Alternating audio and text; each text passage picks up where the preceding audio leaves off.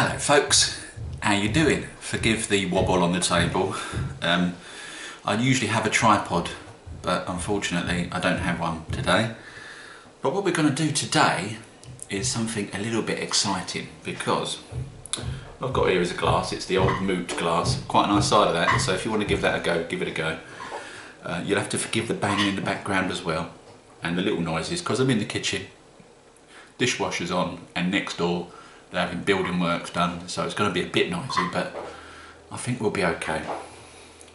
What I've got, it's got another glass there. I've got two glasses. One is an old Magners glass, but the thing's washed off so you can't really see it. Doesn't really matter. That's got, if you can see down the bottom there, there's a little shape of an apple. That's the nucleation in there. And this one has also got nucleation in, and I don't know if you can see down there, but it's in the shape of a kiwi, which is quite impressive. It's pretty good. It's only a little one, but you know, it's alright. I've got a Wyeast Smack Pack liquid cider. Of course it's liquid cider, I mean the yeast. The yeast is liquid.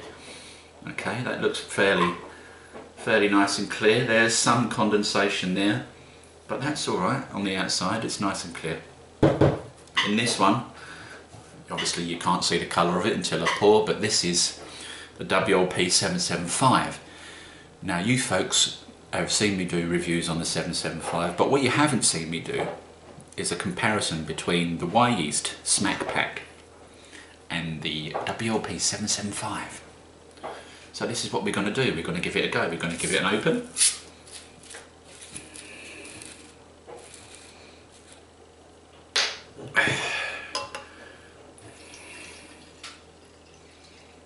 Give it a pour. Here we go.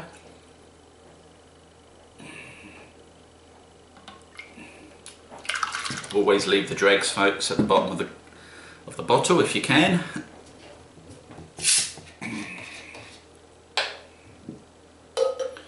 Give this one a pour too.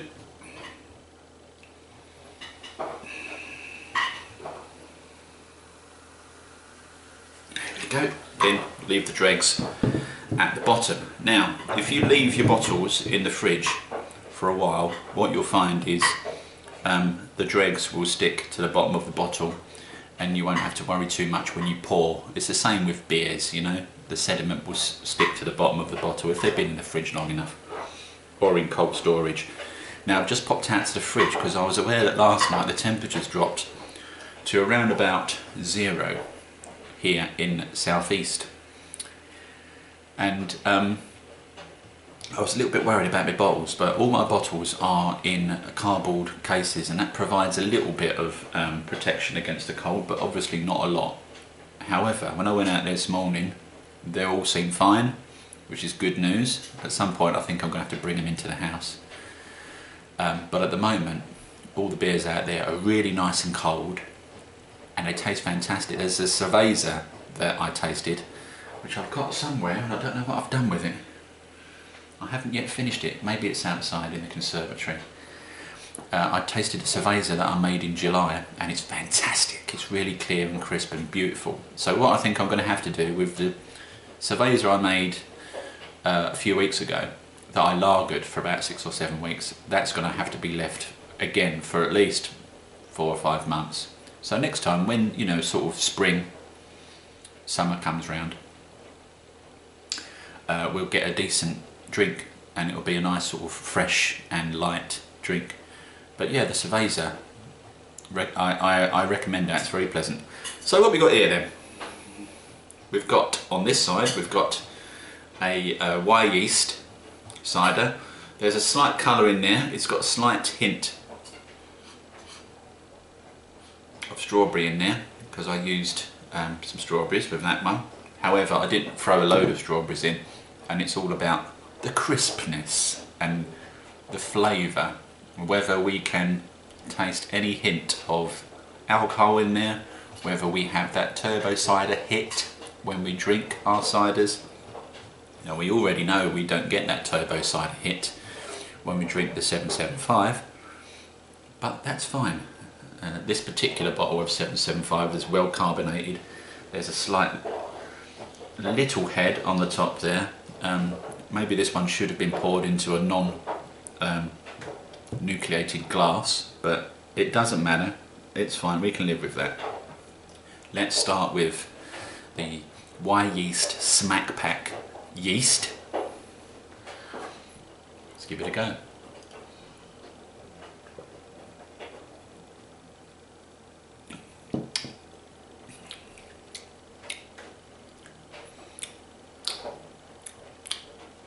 A very subtle taste of strawberry in there, very crisp and clean. And at first I thought there was an initial hit, a slight initial hit of alcohol, but what I'll do is I'll have another sip before I say that's the case.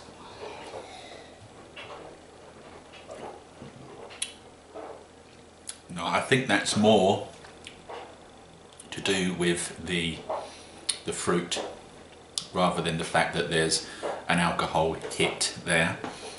So that's very pleasant. There is no turbo cider twang at the back of the throat. Now unfortunately I can't compare like for like because this one is a slight strawberry flavour and it's not just a bog standard apple juice. But again, as I say, it's all about whether we can detect your normal bog standard turbo cider dryness, sharpness, alcohol flavour, and possibly in some instances, depending on what yeast you use, the taste of the yeast, folks. I'm not going to say anything else about that just now. I'm going to go back to the 775.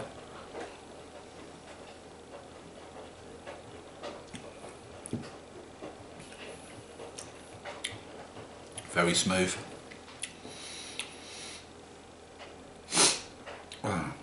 No hint at all of any harshness, no alcohol flavours there, no turbo cider twang. It's not dry, it's a medium cider, at least to my palate it's a medium cider. So we compare that to this one.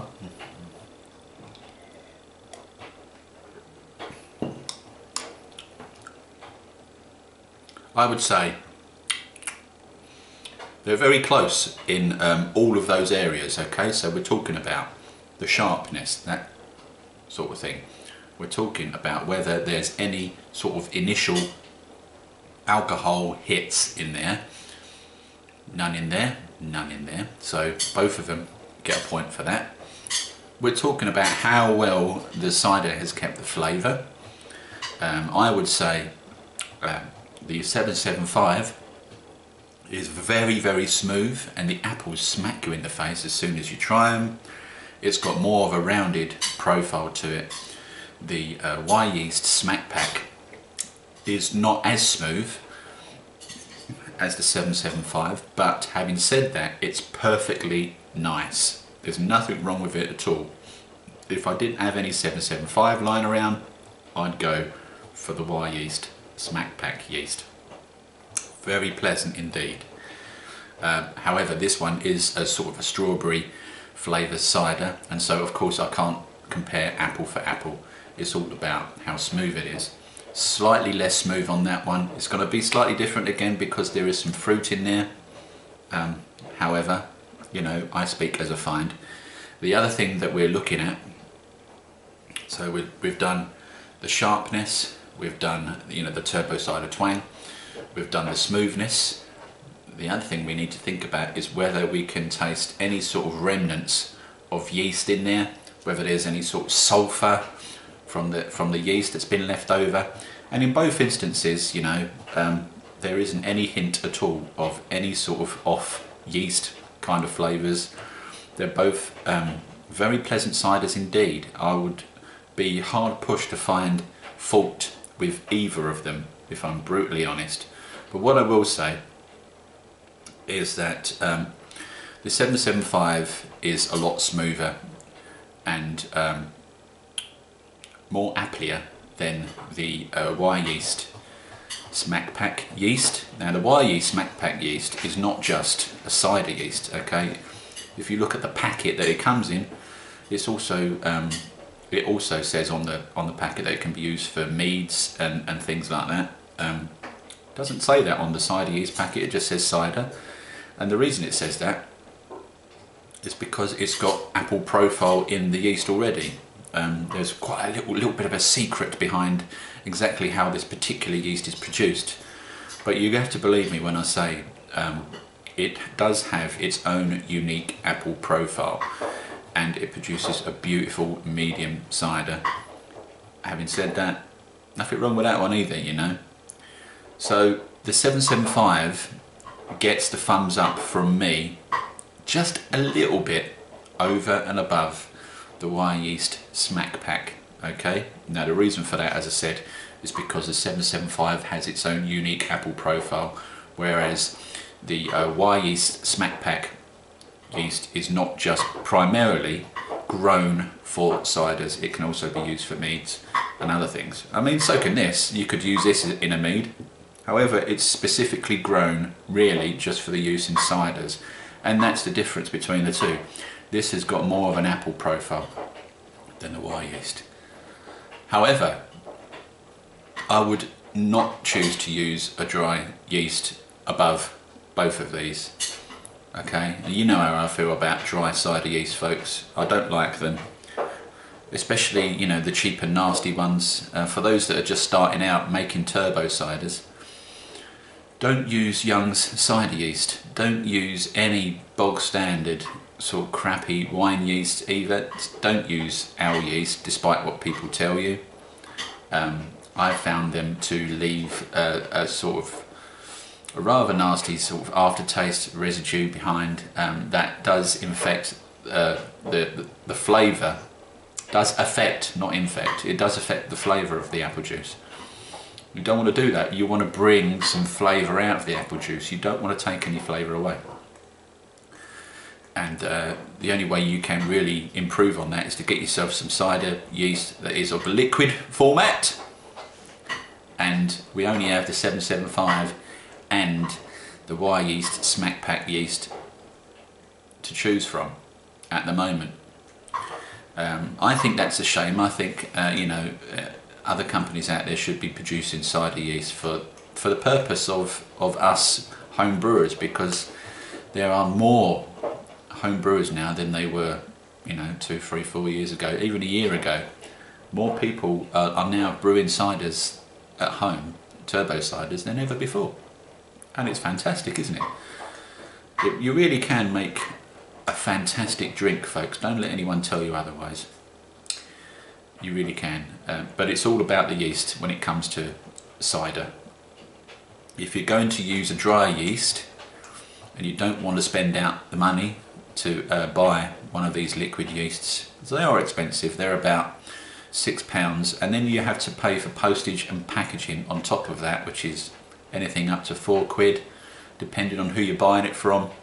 You might get away with £3. So you're looking at £9, just under a tenner for a liquid yeast. Granted, you can grow it up, you can cultivate it, as I have shown you in previous videos. However, some people are obviously a little bit scared to do that, and they're not quite sure whether they're doing the right thing.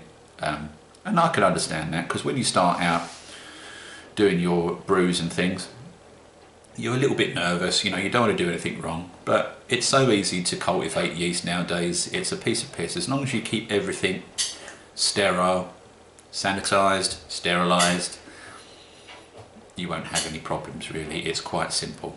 So I recommend that you do that. If you're going to buy any liquid yeast, before you put it into your first batch, grow it up. You've got less chance of infection, and that's the best time to do it, I think, before you've actually used it in a cider. You can use it in a cider, and then you can take that yeast, wash it and use it in another cider, or you can just basically throw some more apple juice over the top of that yeast. I've done that as well. However, I have, before I've done that, grown up the yeast from a vial before it's even gone into any ciders. You can only get away with pouring apple juice over the top of a yeast a few times, 2 or 3. I wouldn't want to do it any more than that, because then you're basically, you know, you're increasing the chances of the off flavours and you know, infection and stuff like that. So you have to be clean, folks, and I've found the best way to do that is to cultivate before you actually use it in a cider.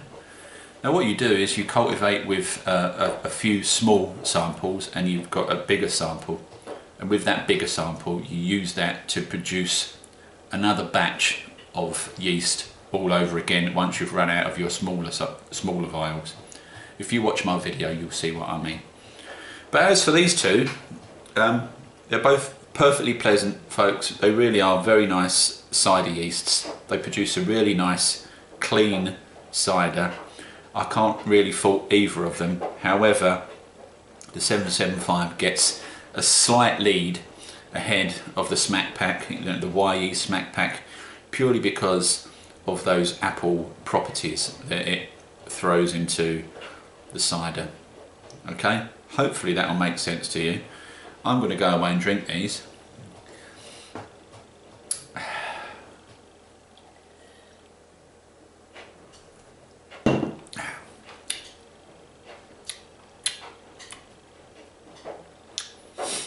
Oh, I better turn off the camera, and you don't really want to sit there watching me drink, do you? Or do you? I don't know. It's laughing it. Yeah, 775 wins. Just, you know, by a margin, a small margin. So that's all for me for this week, folks. Hope you've found it useful, and I'll see you on the next one. Ta-da!